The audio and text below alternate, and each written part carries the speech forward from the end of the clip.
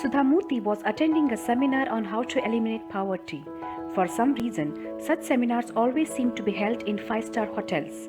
She always wondered why they have to be organized in the most expensive places. After attending the seminar, Sudhamurthy was standing in the lobby of the hotel when she saw a middle-aged person in an Armani suit with a pipe in his hand. His perfume was expensive and very strong. She could smell it from a considerable distance. He was talking on his mobile and was probably waiting for his car. Sudhamurthy looked at him and felt sure she had seen him somewhere earlier. He finished his call and stared at her. Both of them were trying to place each other. Suddenly, Sudhamurthy realized he was her classmate from 30 years back. His name was Suresh. Sudhamurthy said, "Are you Suresh, who was my classmate?" He said, I was wondering, are you Sudha? They started laughing. It had been 30 years since they had last met. Both of them had put on weight and become different to look at from their college days. Suresh and Sudhamurthy had gone to the same college, where they knew each other fairly well for 4 years. They had attended many lab classes together, where he was her lab partner. Sudhamurthy asked him, "I have not met you for a long time. The last I heard you were in Bombay. What are you doing here?" Yes, I live in Bombay. I have my own business there. By the God's grace, I am doing very well. Why don't we meet up sometime and talk about the old days? By the way, where are you going? Can I drop you?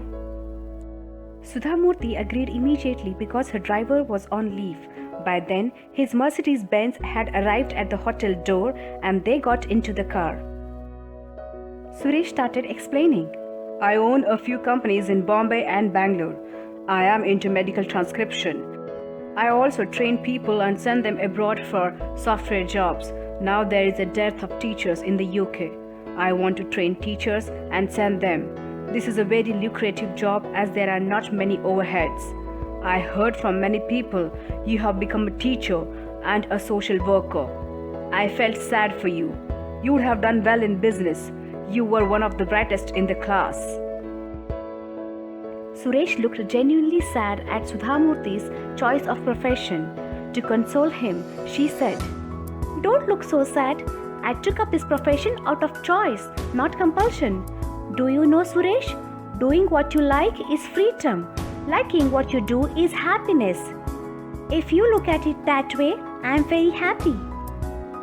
By then, they had reached Sudhamurthy's office.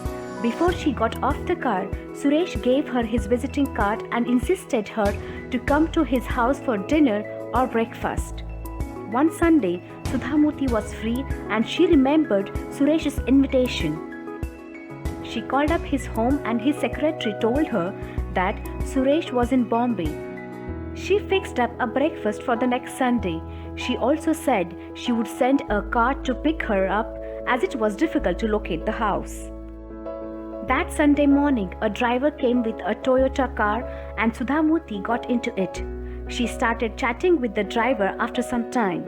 He was very talkative as he knew Sudhamurthy was his boss's classmate. Suresh's house was 60 kilometers away from Bangalore city. It was a farmhouse on the banks of the river Kaveri. It was inside a forest and spread over 20 acres of land. There, they grew fruits and vegetables without using chemical fertilizers. The driver told Sudhamurthy that Suresh's wife is very conscious about her health and has got a special gym and a swimming pool made. Suresh had another house in Indira Nagar in the heart of Bangalore city. They visited this farm only on weekends and invited special guests there. Sudhamurthy asked the driver, "How long have you been working for Suresh?" Driver responded, Oh, I have been with him for the last 20 years, madam. Actually, I was his father-in-law's driver. He was a businessman in Bombay, and madam his only daughter. I can call madam by her first name if I want to. I have known them for that long, but I don't do that. Sudhamurthy could make out a sense of belonging and a shade of pride on the driver's face. When she reached the house, she realized the driver has not exaggerated in his description of the place. It was like entering a palace. There were 5 or 6 guest rooms, a huge hall, a large dining room, spacious courtyards, all built in the traditional Indian style. There were many servants in uniform. Now she could understand how zamindars and petty kings lived in the olden days. Suresh came in 2 minutes. He was dressed in silk. He looked very pleased to see Sudhamurthy. He said, "Welcome to our small abode. I'm very happy you could make it. Let us go to the living room." His living room was full of statues, paintings, Persian carpets, and chandeliers. There were silk-covered sofas made out of sandalwood. Sudhamurthy felt she had entered a museum and not someone's house. "Tell me, Suresh, how you made your journey from college to this place?" Sudhamurthy remembered Suresh came from a very poor family. His father was a cook and the family had many children. He was unable to educate his son. A kind-hearted gentleman knew Suresh's father. He offered a room and food for Suresh in his own house. His son was also studying with Suresh and Sudhamurthy. Their college provided Suresh a full scholarship. Everyone knew his financial situation and they would help him in as many small ways as possible. They used to contribute money for him to buy books. Even the librarian went out of his way to give special concessions to him. Suresh was a fairly good student, hardworking and very shy. He hardly spoke with anyone, so Sudhamurthy wanted to know how he had become this affluent, talkative Suresh. Suresh responded, "You know, after college I went to Bombay in search of work. I got a small job. I worked very hard as I knew then that to come up in life you require talent, hard work, aggression and connections. I had the first two but had to build up the latter two qualities. Later I met Veena, my wife, whose father helped me a lot and we started a different business. Today I am well off. I helped out my family in various ways. You know, I came from a poor family. I bought lands, shops, built houses which I gave to my parents, brothers and sisters. Everyone now owns 2 cars and is well off. I am very happy that I have done my duty towards my family." Sudhamurthy asked, "What about your children?" "I have 2 daughters. Both of them are studying in England. One is studying Indian culture and the other one is doing home science. Do you know any good boys who are well off and handsome for my daughters? But they should not want to stay with their parents.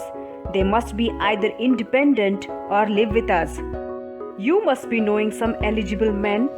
You meet so many people, Sudha." Sudhamurthy responded, "Suresh, the people I meet are poor, helpless, destitute. Or I meet students. I don't know the kind of people you are talking about." By that time, Suresh's wife had called them for breakfast.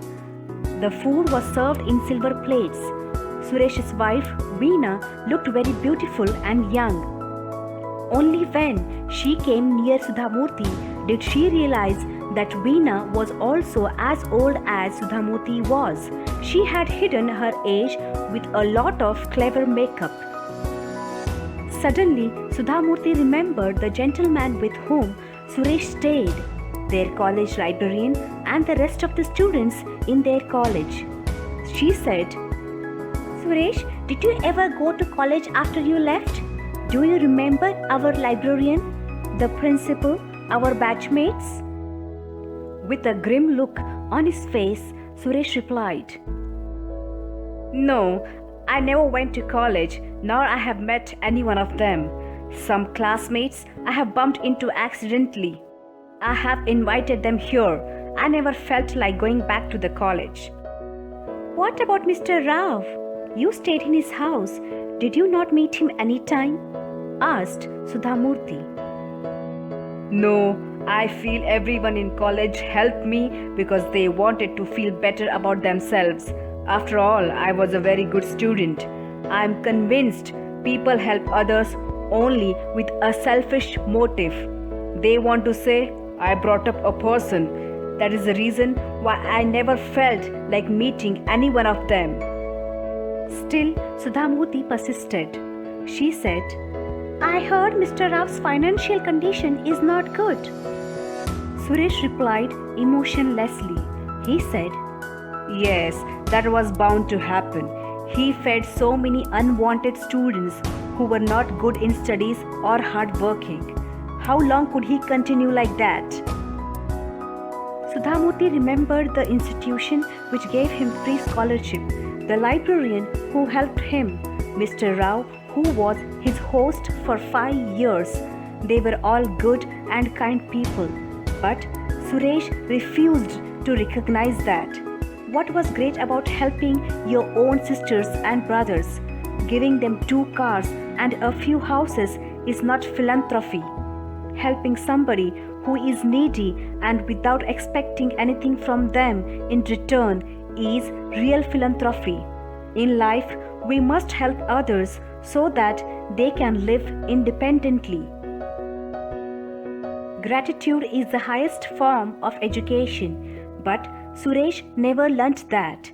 Without receiving any help from others, he could not have reached the position he was in that day. When climbing the ladder, it is very easy to kick those below. But one must not forget that you cannot stay at the top forever. The higher you go, the longer is the fall. Sudhamurthy did not feel like eating breakfast from a silver plate that day.